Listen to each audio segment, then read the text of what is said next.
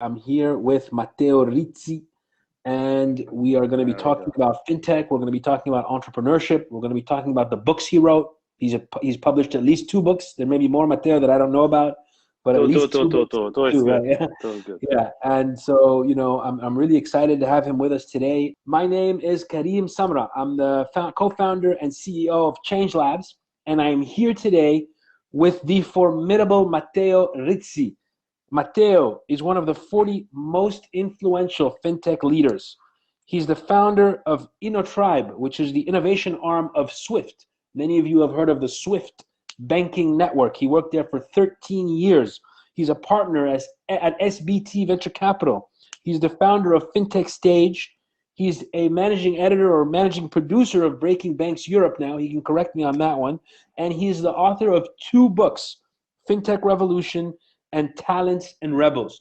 So many decades of experience in fintech. He's a global leader. He's comfortable in the United States, in Europe, and in the Middle East. And it's really an honor to have him with us today. Thanks, Matteo, for your time. Thanks for being with us, and welcome. Thank you, Karim. Just a little bit of adjustment. SBT Venture Capital was my very first fund. It was in 2013, a very successful one actually. We invested in eToro or in MobiWave, who was just acquired by Apple. But now I'm involved more with Neva Ventures and Société Générale, which is like two large European banks, as well as with Bamboo Capital Partners, who is an impact investor. So SBT, it was a glorious fund, but it's part of the past. Everything else you said, and of course, Tribe, I co-founded it with three other, crazy Avengers, back then at Swift. So I wasn't the only one, but yeah, everything else you said is Amazing, true. amazing. Thank you. It's great to Thanks be for with you today. Thank you so much, and thanks for the clarifications. So, Matteo, you've been. It sounds like you've done a bit of everything. Tell me, of course, fintech related, but there's so much. I mean, you've done the corporate thing with Swift, right? If I can call that more of a corporate type of career. But you've also done innovation within the corporation. You've also done innovation outside of the corporation with venture capital. You've invested in innovation. I mean, how did you come about to do all of these different things, and why did you decide to do it that way?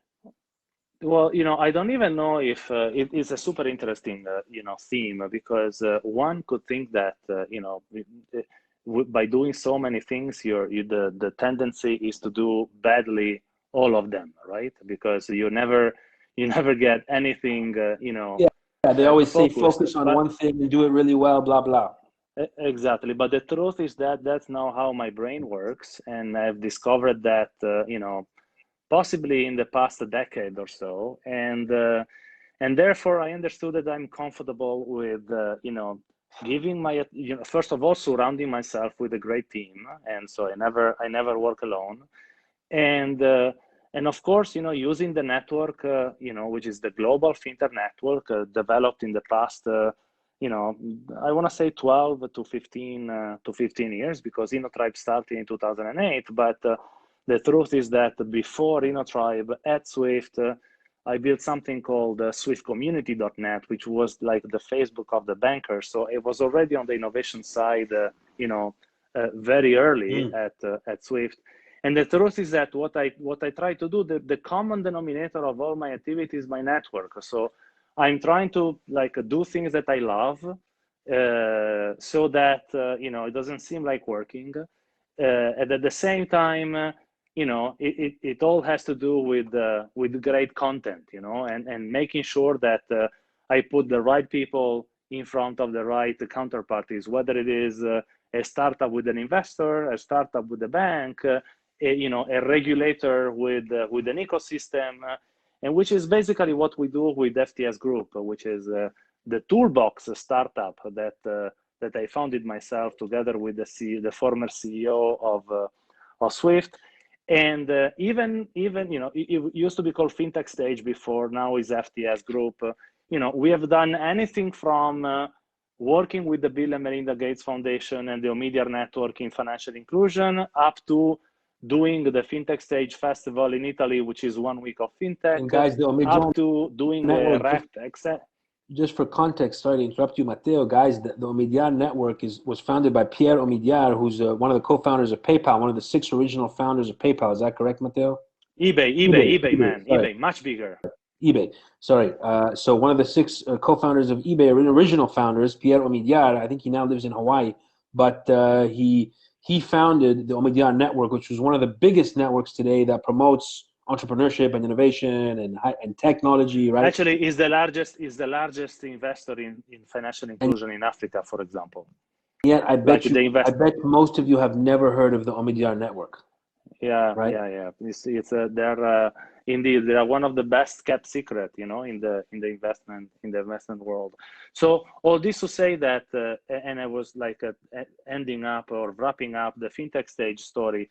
So we have done from, as I said, working with global impact investors up to doing events in 20 countries, or building up a regulator's agenda for Southeast Asia in Jakarta with 20 regulators. So the common denominator of all of it is this very trusted network that us, the co-founders, we built joining the course of the last years, and that's what we do for business. So we leverage that for building a healthy business relationship. It is true that in between the podcast and the investment part and the books and the presentation and the speaking slots and stuff, is a very intense the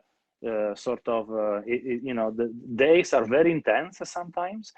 But at the same time, Karim, someone asked me, are you in Dubai for work or for holidays?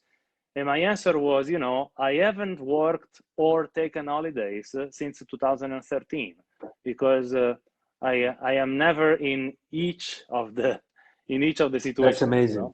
So that's the beauty of it. That's crazy, but good. I guess on the same time that you can do that, because if like they say, guys, I mean, if you love what you do, then you never work a day in your life. I know they say that, I think Matteo is experiencing that.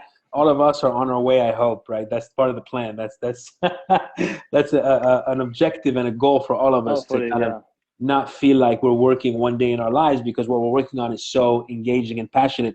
So Matteo, let me move to some specific examples of fintech startups that you've worked with in the last, decade or two, or even that you're working with now, that you were very impressed with, and kind of what about them, what about these entrepreneurs was most, you think was the biggest success factor or the cause for their success?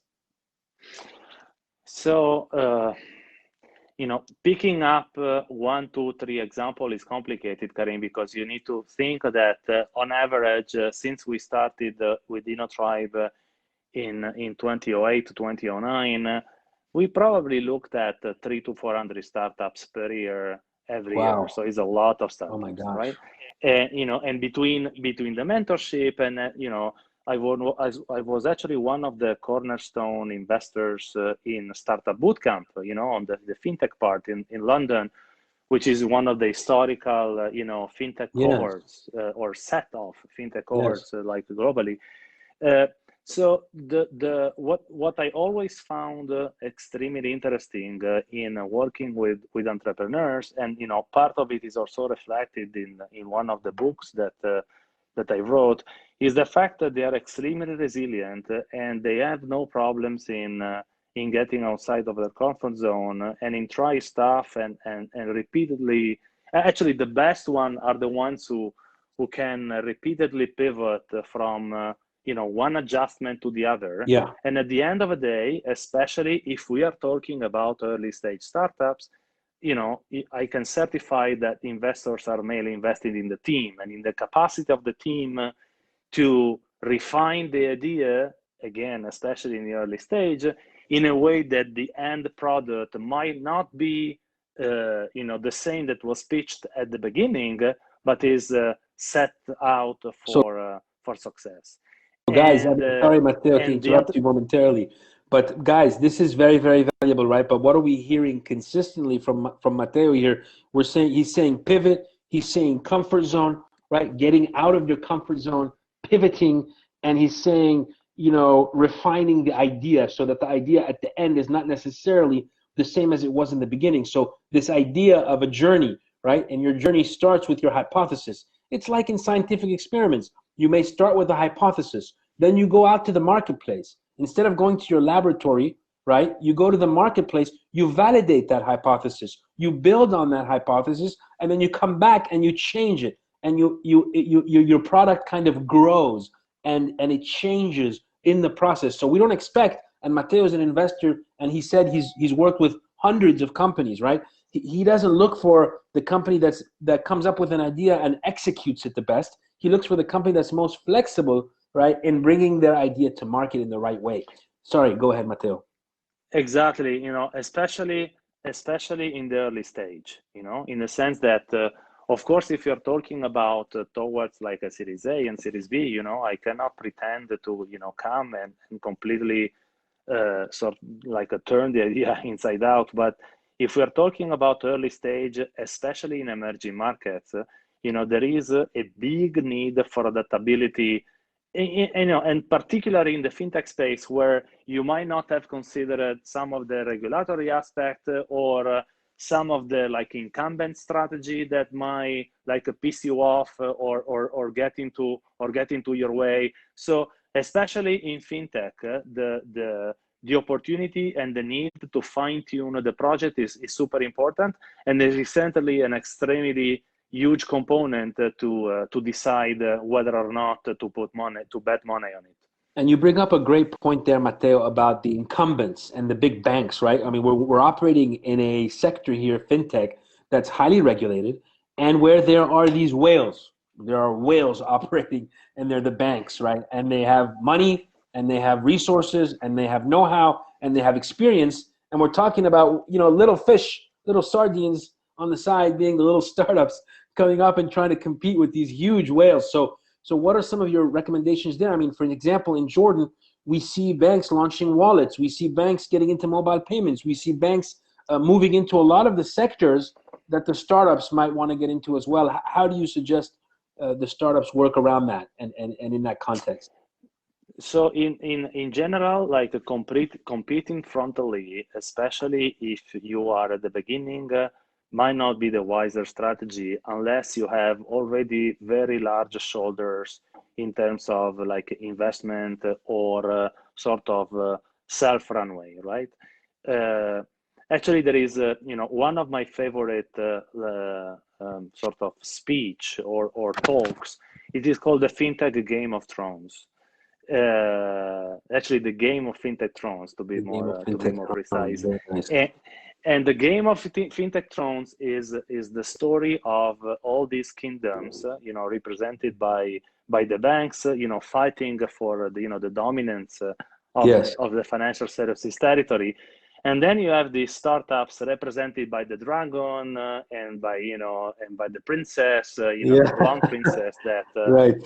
that walks with the dragon, and the dragon is awakened and is troubling the battlefield. But at the end of the day, and that's actually one of the posters of the HBO of the very same HBO of Game of Thrones. They said, it is strange how only a few years ago we were fighting as enemies, and right now we are actually collaborating, fully. And that's how, at the end of the day, this sort of fluctuancy between competition and then collaboration between incumbents and startups, as the same sort of setting is what we have been seeing in the last decade. Now, there are a few exceptions to it, like the Revolut of the situation might be an exception, because they keep saying that they want to compete with banks frontally, but at the beginning they were using someone else's banking license, so they had to collaborate as well. And by the way, now they might not collaborate with a financial institution, but startups very often they collaborate with each other. So that's another super important like a concept to assume. So take like a neobank, like a Starling Bank, for example.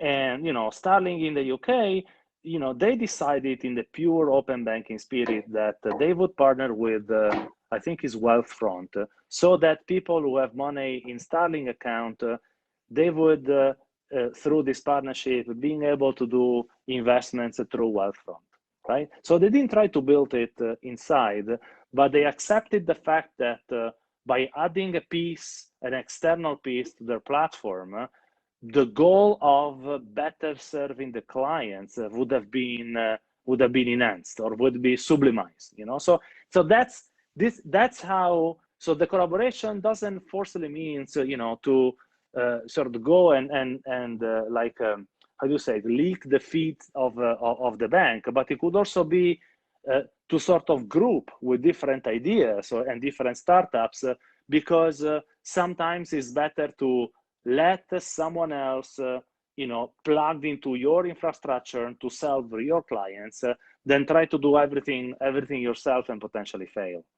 Yeah, that's great advice. And I know that our startups have been thinking about these issues. Many of them are trying to work with licenses, sub-licenses, for example, or someone else's license in the beginning. That's a great idea, guys. Look at Revolut, look at some of the big players that started out that way. And it's really interesting to see that. So I'm glad you guys are thinking about that, because you can't reinvent the wheel every time. You can't do everything yourselves. And it's very important to collaborate, not just with banks, Matteo is saying, but also with each other as startups, right? You don't want to do everything yourself as well. If someone else has a complementary service to something you're offering, and it makes sense maybe that you target the same customer, right, in the same field, maybe it makes sense for you guys to have a partnership. Let me ask a follow-up question, Matteo, on this competition versus collaboration issue. The one we suffer with the most in the Middle East, the hardest one for us is human resources, as you know, right? Finding talented people that are tech savvy, that are smart, that are hardworking. A lot of times those guys go straight into the corporate world. You know this. The big salaries are there, right? The promotions are there. The titles are there. The prestige is with the big companies. And whereas that may be sort of waning in the United States and Europe, it may be less fashionable now. Here, it's still very fashionable, right? I work for, you know, this bank, I work for that bank, and my friends and my family, my parents and their friends, everybody thinks I'm amazing because I work for this great big bank, right? And whereas when I say I work for a startup, everybody laughs at me, and everybody winks at each other and says, "Oh, I'm sorry about your son. I hope he finds, you know, a real career soon." So this is not only a Middle East problem, and one could argue the fact that you know, the less developed is the market, in the startup market or the startup ecosystem, the more this concept of you know, the startup is the poor guy with jeans and sneakers that can't afford the suit, and basically being a startupper is you know, a temporary way of working until I find a real job. Okay, now the thing is that which is actually connected to the tail of you know, another piece of the answer that I wanted to give to your previous question, is that right now building a startup is not like 15 years ago when you know, literally even going to a banker and saying I'm a startupper, you know, it was you know, almost like if I was actually begging, you know, it was like a beggar, or right now there is a consistent pattern in all ecosystems, whereby, you know, first of all, the startup ecosystem itself, in between the incubators and the accelerators and the investors and the angels and the regulators and the incumbents, start forming up. And then you see many success stories, you know, all over the planet. And it's not, again, like 10 years ago, where London, New York, and Singapore, you know, were the only sort of poster child, you know, of this type of movement. Right now, you know that out of there are 202 countries on Earth. There are over 130 countries that have some sort of financial services ecosystem, you know, built. Is a lot, you know. So and it is from you know, Bangladesh to Vietnam to Russia to Kazakhstan to all the countries in Europe. You know, it is interesting how this sort of concept of dealing with innovation through entrepreneurship is not becoming the sort of the choice, the B choice, or the less fortunate choice. So the only advice I can say is, like, hang on, guys, because there is an enormous advantage of being in the bus, in the first bus, because you will learn more than the other. And because that moment will come where some of the startups will get funding, some of the banks will buy some of the startups because they will realize that their services are more efficient. That moment, if you were part of the pioneers, then your lessons learned will be deeper and bigger, and you will be better equipped.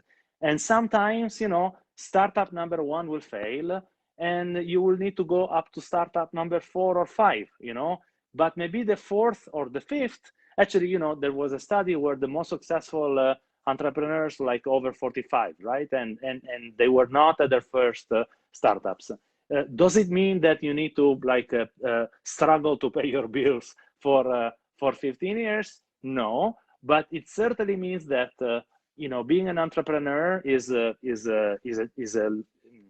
choice of life, as well as there is, as in my book, it's called Talent and Rebels. These type of talents are motivated by different things, more by freedom, by passion, by relevance, than by career and by the title on their business card. And when the way you recruit, well, you need to pay attention of, am I bringing someone who is resilient enough to be, the best part of my team?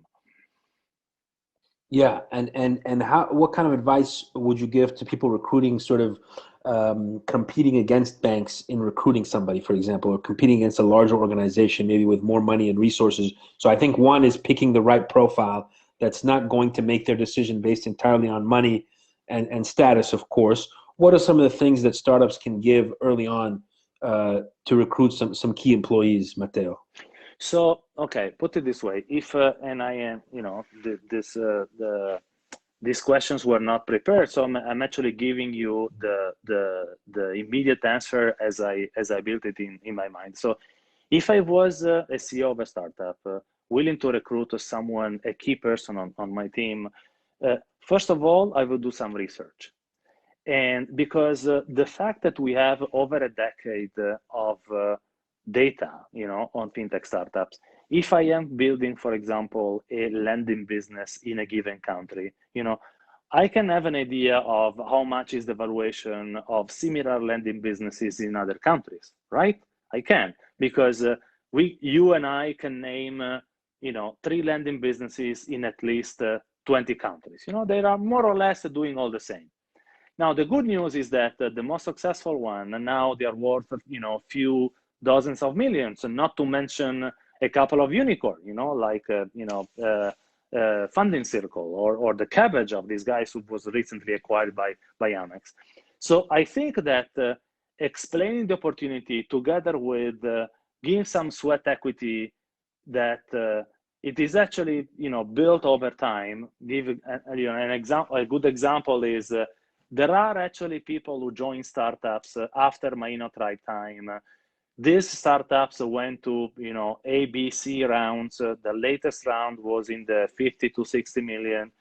And even if they were not co-founders, but they were like amongst the first 10 employees, the amount of money that they got at their age of 40 was beyond any normal bonus that you can get as a banker. So there is also a sort of a longer term rewarding that you can give to these people that you're trying to hire, and that's one of the points that you could play with. Okay, and then also fundamentally, I think is you need to push or to give weight to the fact that working in a startup is a whole different ball game. It's a whole different life philosophy.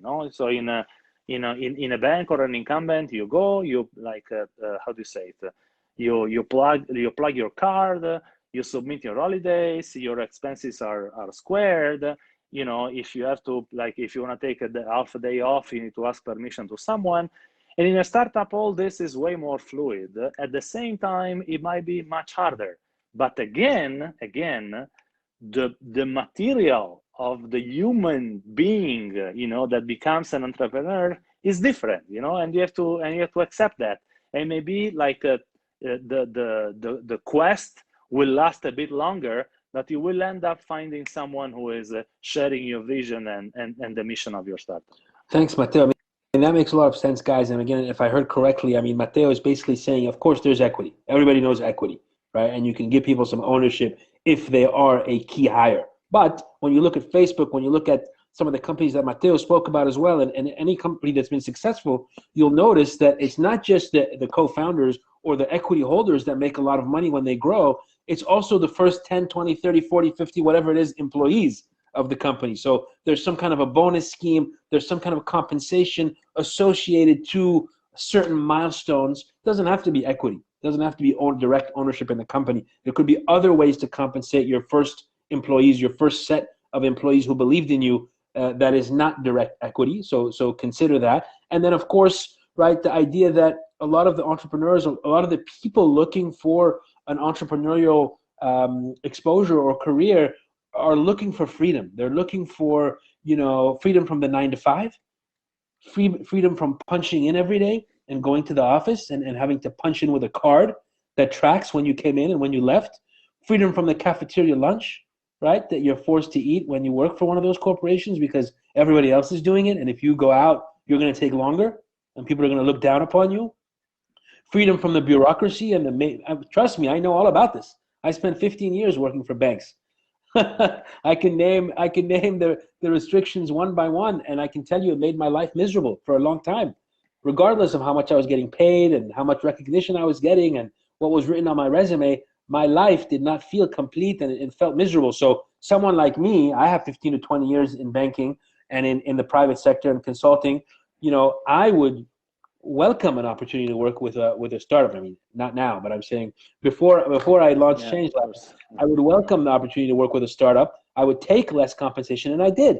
I left the corporate world. I went to an NGO to start, Halt Prize, and I took less than half of my salary, but I had more freedom and I had more ability to create my future, and et cetera, et cetera. So I think tapping into people who are already at that stage where they're ready to kind of make a move or ready to make a change in their lives, right, I think will make the conversation for you a lot easier. And those people are everywhere. But of course, yes, it's challenging to find them. I wish there was a platform, Matteo, that says like, hey, if you're fed up with your corporate life, you know, come here and we'll find you a job. Is there something like that, Matteo? No, there isn't. The closest one is a platform. I can't find the name, but it's not super difficult to find out on the web. It's a San Francisco startup that helps you find co-founders, because that's already huge. You know, is a huge theme, right? And so most of the early stage entrepreneurs are single founders, you know, or are people with a great idea, and the first thing that an investor or an angel investor, you know, comes and say, oh yeah, but you know, you are by yourself, you know, how investing in a single founder is always a huge amount of risk. And at the end of the day, you know, you invest in, as I said, in a team that is able to constantly challenge themselves, you know, amongst themselves. So there is actually a platform that helps find co-founders, but you know, there isn't yet any. There are actually, I know there is one in Africa. My friend Darren Franks, you know, free publicity. Darren here, you know, is a guy that does you know, recruiting for African grown-ups, you know, and he's doing really well, because it takes someone who, of course, knows the market. Yeah. And is also, you know, an interesting platform to bring some people from abroad, you know, into, you know, this sort of very different settings as you know, as a great life entrepreneurship experience. But yeah, maybe there is some business to build. Yeah. Yeah, I think so. Maybe possibly. I think a lot of people would join at least from one side, and try to get some access to new opportunities. So, okay, and I get reached out to all the time by ex-colleagues. How did you get into this? How did you do that? How did you make the transition from corporate life into this entrepreneurial life? Of course, they don't have to deal with the late payments and the, the small bank account size. They don't see that part. They see the media and the nice stuff. But definitely, guys, there is some financial, obviously you have to make some financial difficult choices in the beginning, and eventually, hopefully, that stuff pays off. But it is a bit of a longer cycle or a longer curve, so to speak, than staying in a corporation. Another question that's a good one, that's interesting, that we're getting from the startups is, in the Middle East region, you don't have a lot of data. Matteo mentioned, guys, earlier the idea of benchmarks, and that was a very good one, by the way, that I forgot to comment on. But when you're thinking about what your company is worth, or when you're trying to talk to somebody else about what your company is worth, using benchmarks from global companies is okay. I mean, it's fine to go and find other companies that are doing the same thing you are around the world and seeing what they are worth, and and comparing yourself to them. So that's using benchmarks that are not necessarily from the Middle East, but they're there. They're in the in the news. You can get the data and you can use it. So another question here is, in this environment where there's not a lot of information in the Middle East and data, how can I build financial projections that are kind of relatively reliable if I'm still in the early stage, right? I don't have market validation yet. I haven't gotten, interact with my customers extensively. I don't know how many customers there are out there. I don't know necessarily what my right price is, but I'm still building an initial model, and how do I make the right assumptions and build that financial model? This is a very specific question. So yeah, and also is not only specific, but it's difficult because it depends which business we're talking about, right? So it's like take for example the say the ride-hailing example. Okay, so is there like a Uber in is there Uber in Jordan, for example? I believe Uber and Karim are both in Jordan, or were in Jordan, yes. Exactly. So, but maybe there is no super app, right? So there is Uber, but there is no Grab. So there is no Uber, or there is no platform that became a financial services super app starting from ride-hailing that does also food distribution and payments and microloans and insurance and stuff like that, like the WeChat, in China, or the Grab or the Gojek. Okay. Yeah. So if you had to build a Gojek like in Jordan, it would be complicated, of course, to do an extrapolation comparing yourself with the $1 billion market, right? Right. Fair enough. But what you can do, though, is that you can actually compose a reasonable sort of traction series of elements, that are proportional, for example, to same sort of population, same age, same context, rural versus cities, and an investor, it's called venture capital for a reason. You will take the risk with you if you submit a plan that makes sense, right? Now, it has to be ambitious enough to justify the investment, at the same time realistic enough so that I'm not thinking that you're just picking numbers and put them on the screen, or on the PowerPoint. So it is true that without data is more complicated, but it is not impossible, especially again right now, to take, for example, like with Bamboo Capital Partners, for example. Now we're looking at Africa, Francophone Africa, okay, and between Cameroon and Cote d'Ivoire and Togo and Benin, they have the same currency, different population size. There are not, you can map which startups are where, but there is no data, and yet we can say, okay, if it's in a comparable, like English-speaking country, this happened, it is likely that with the delta of 20% more, 20% less, and 20% might seems like a lot to define an error, right? But if we are talking about 3 to 5 years projection, even if you get 20% wrong, it's still good enough. Sometimes investors, they assume that only half of what you say is true, right? To evaluate the company. And so that's one thing. And the second thing is, guys, I think that every early stage entrepreneur should use or should consider having someone who has done it before.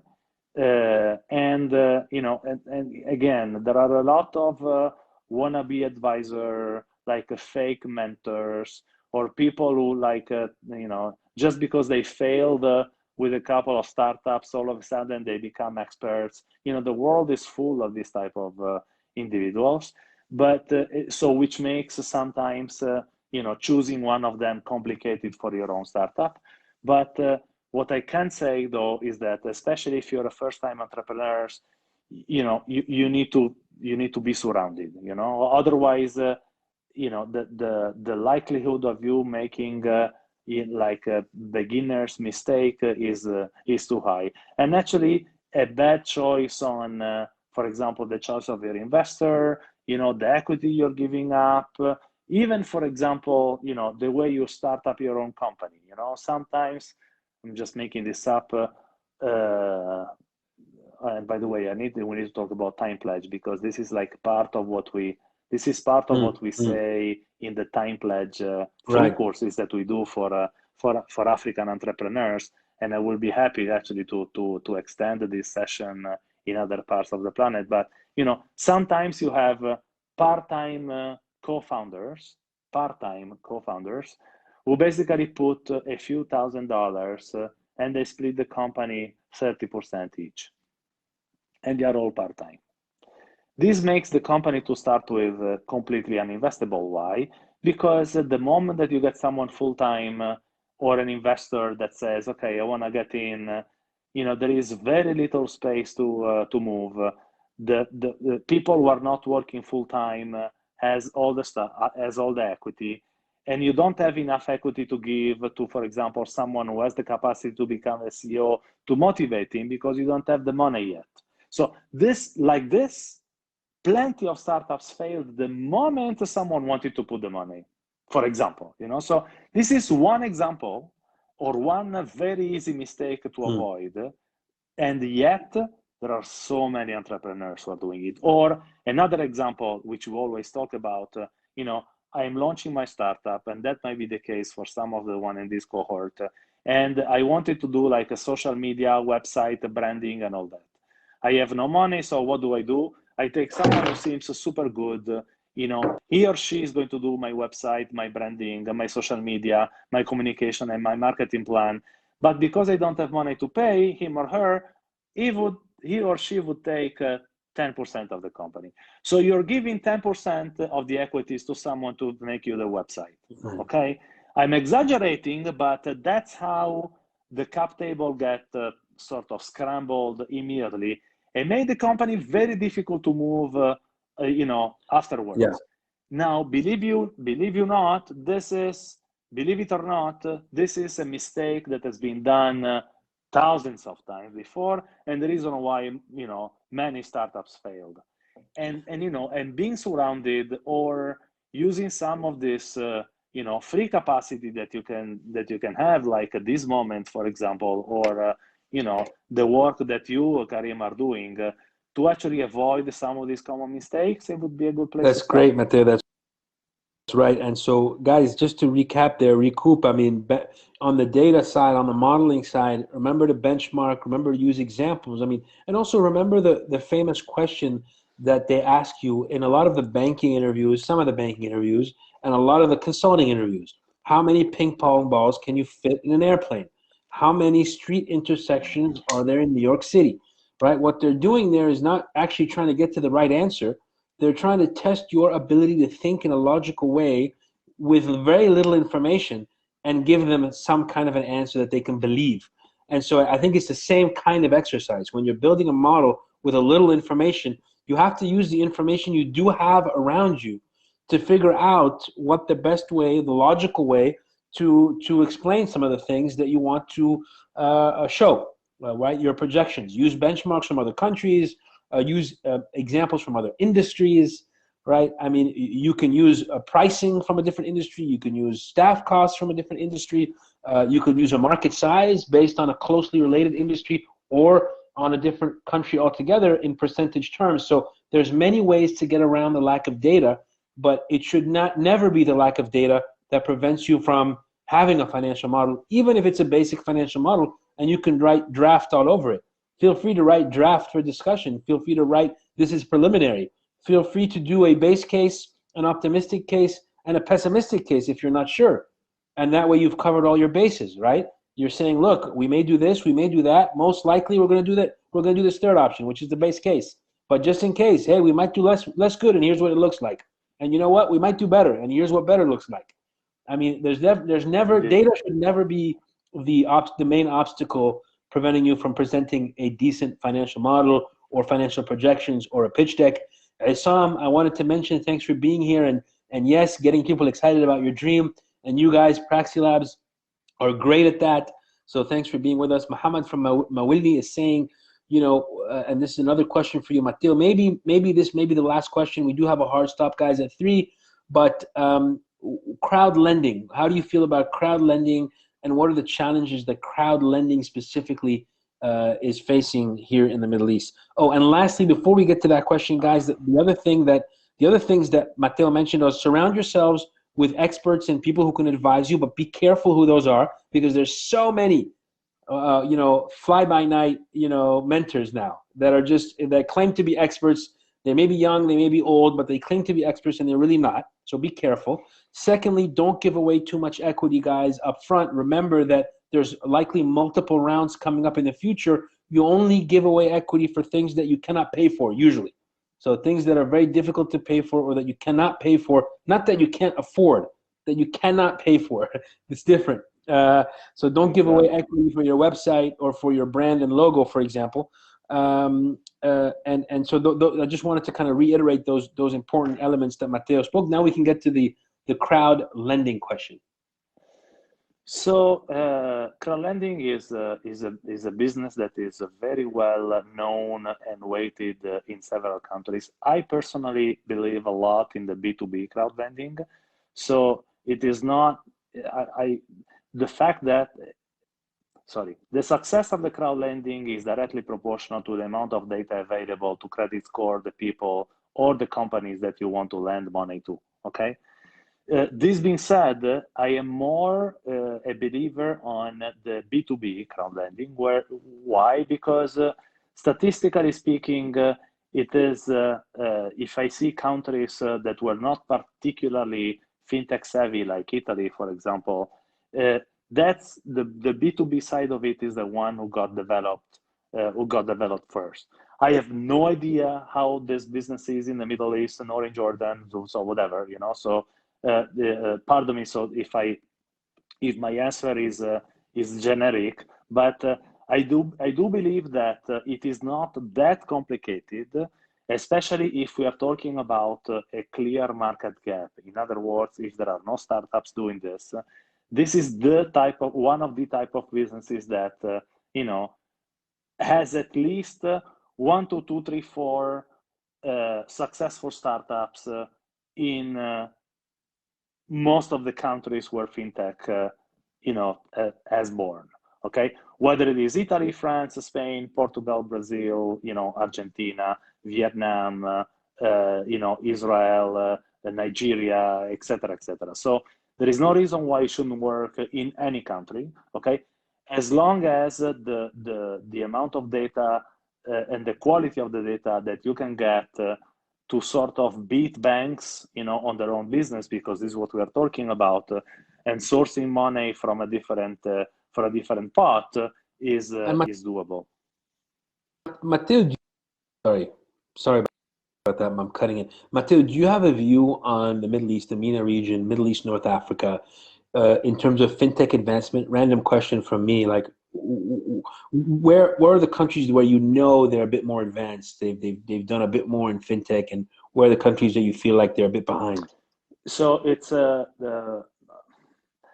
a bit behind, Or I mean, maybe it's not. it's not for me to say. But say, for example, I can see that Egypt, Morocco, Algeria, if you're talking about North Africa, Egypt, for example, has done, and you know it well, a sort of a central bank led fintech fund of a few dozen of $1 million.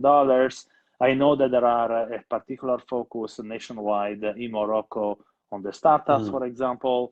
If you're talking about like the northern part of Africa, I couldn't tell about Algeria and Tunisia, for example. I know of Morocco and Egypt specifically, and then of course the whole MENA region, has seen in the past 4 to 5 years all these raise, and you are a good witness of it.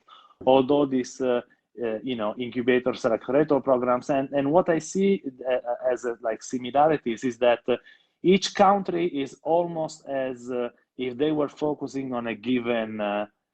We are not just yet in the hard specialization, but what historically speaking in Europe, for example, you got countries like Luxembourg who became very, very sharp in all the fund distribution business, the wealth management, and now like the whole like distributed ledgers initiatives, and which is like a bold choice.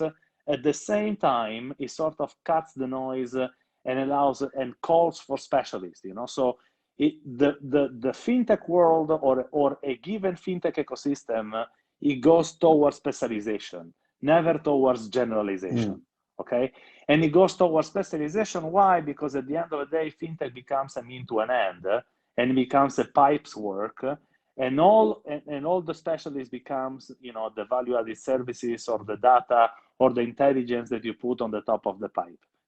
So that's why I think that sooner or later, whatever, if you are talking about the next market frontiers, I wouldn't call them emerging markets anymore, but the next frontiers, any country who has opportunity for financial inclusion, whether it is the 2 million unbanked in UK or the 98% population excluded for insurance in Mozambique, and all these are confirmed data, there is a huge opportunity for specialization, and everything else will follow. Of course, every region has its own speed, but the fact that we are now talking about a cohort in a region where maybe fintech wasn't that heavy until a few years ago is a good reason that we are evolving towards the right direction. That's amazing, and that makes a lot of sense, and that's really interesting. This idea of specialization and the idea of, again, opportunity being tied to the unbanked. As an impact-centered accelerator, that's music to my ears, right? Changelabs loves that side of the story. So I guess the question here is, all right, so I'm launching a startup. I'm a fintech startup. I know that I'm going to compete with products that the bank offers. They're not core banking products, but they are products that banks in the Middle East are starting to offer with the advent of technology. Okay, they're not like the core products of the bank necessarily. Like, let's take an example as mobile payments, right? So the bank is not, you can do mobile payments through a bank, or you can do your mobile payments through Apple Pay or through another service provider. And so Laith is launching a new mobile payment solution, but everybody talks to him, says, well, the bank's already doing it. Now, of course, there are some key differences between his offering and the ones of the banks, including the fact that he can work with anybody, etc. What advice would you give in that situation? Also a very specific question, Matteo, sorry, but also applicable. Well, yeah, so the thing here is that you always have to bet in 2 or 3 aspects of your business, being it the agility, the customer service, the way in which you communicate, the collateral services that you can offer on the top of on the top of the payments, which is like mixing up with loyalty services, for example, because what you have to realize is that whatever innovation you're going to think of, you're going to take 1/10 of the time that any other of your banking competitors is going to take to implement it. Okay, so of course, if we are talking about absolutely the same service left to right, you're going to struggle. At the same time, it is very easy for a startup to differentiate itself through some specific value-added services. And loyalty is the first example that comes to mind, but there'll be many. Because if you develop your app properly, you're going to be so much faster in the time to market of implementing that new solution that your customer will see you as soon as you are as reliable as the banking app. They're going to like you more. It's as simple as that. And then if you are like provider agnostic, so if with the same app you can actually have with the same wallet, you can actually pay towards multiple network. Use it as a great weapon in a way you communicate with it, and leverage on your strength.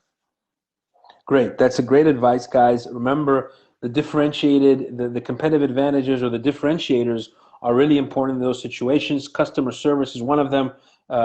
Breadth of your technology, usability is another one of them.